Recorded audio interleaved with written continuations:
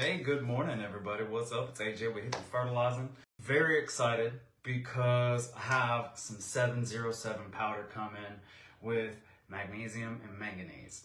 So let me break this down a little bit on what's in it, why it's so amazing, and I'm super excited to let the juice loose everywhere on the lawns. Go crazy with it, right?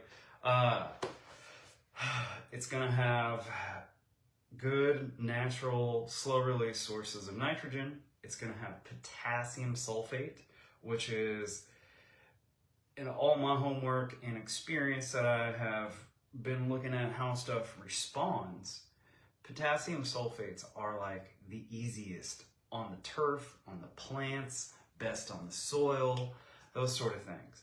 And it has magnesium and manganese, which are micronutrients that are very critical to processes in the plant, to chlorophyll production, to all sorts of things. And when you add all this together with nitrogen, zero phosphorus, and potassium sulfate specifically, mixed with sugars, humic acid, and then of course we're going to be adding a few other little goodies to the hippie dust to put in our brew for you, okay? So if you're hopping on, hey, good morning.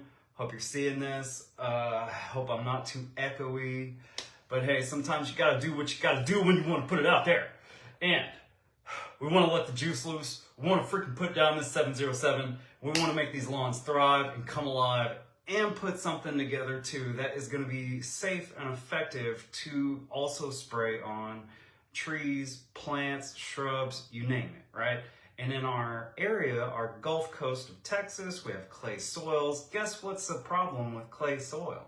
Okay, among many things, and it doesn't have good aeration and all that stuff.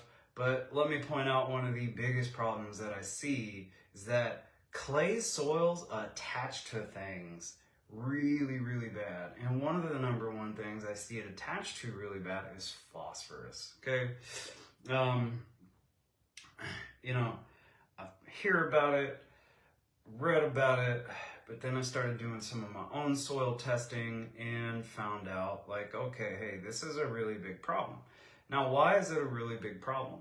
Because excess phosphorus in the soil can reduce root growth, it can slow down microbial activity, it can lock up other nutrients like magnesium, like calcium, iron. Like it really throws everything off its game in the soil, right? So we don't want to add any more of that. We are not in Florida, okay? We don't have sandy soils, we're not up north, we don't have this beautiful sandy loam. We have clay, people. We have clay.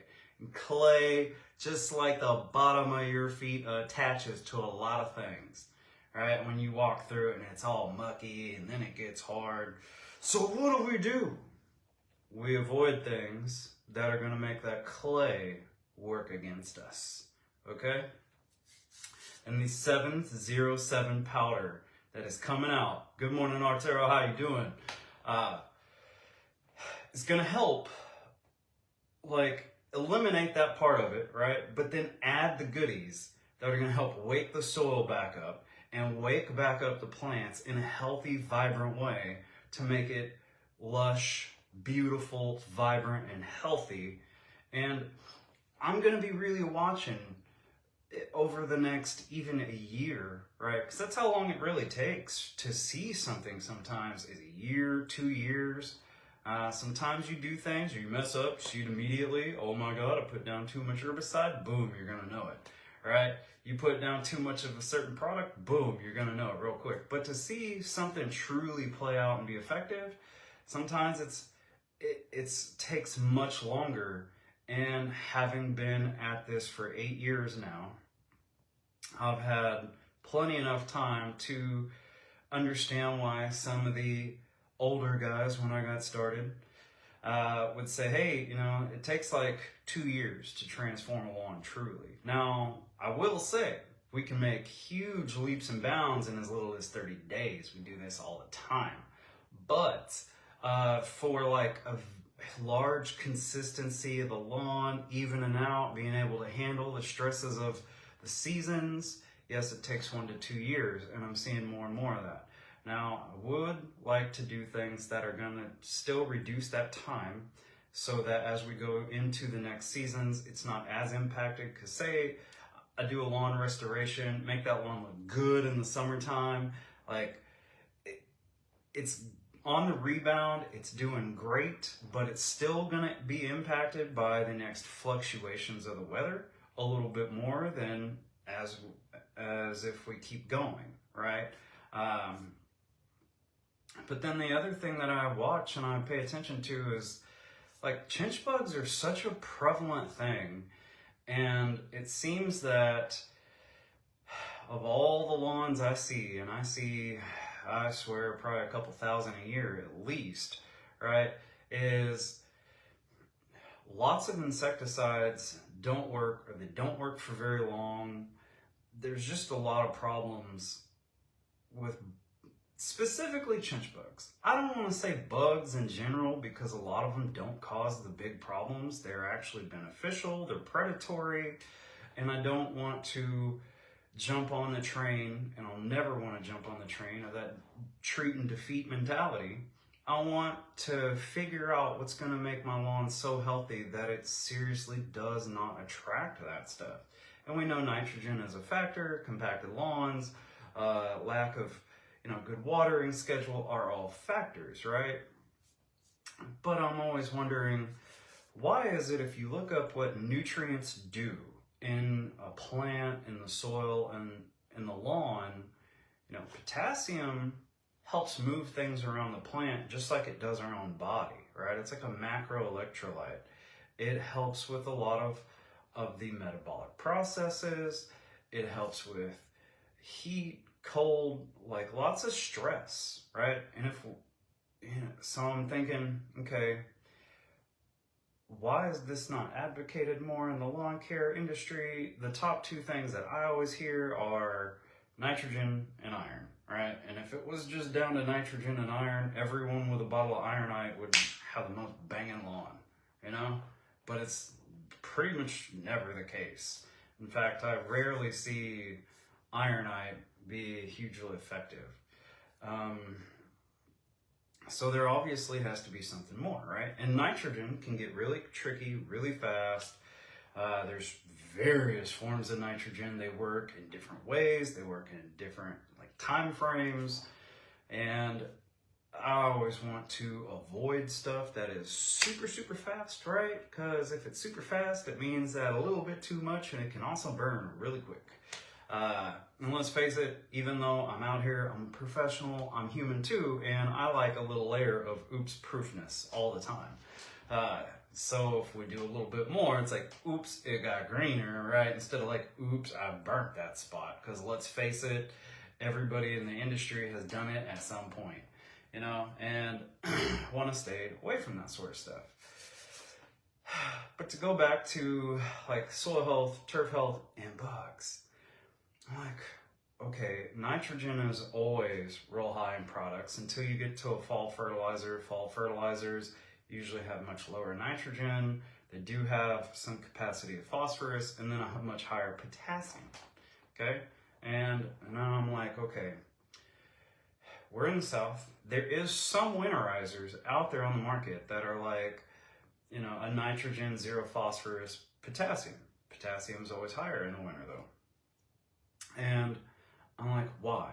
I want to know why, but most importantly, I want to see what happens, because I promise you, if you look at all the labels I've looked at, everything looks good on paper at some point, right?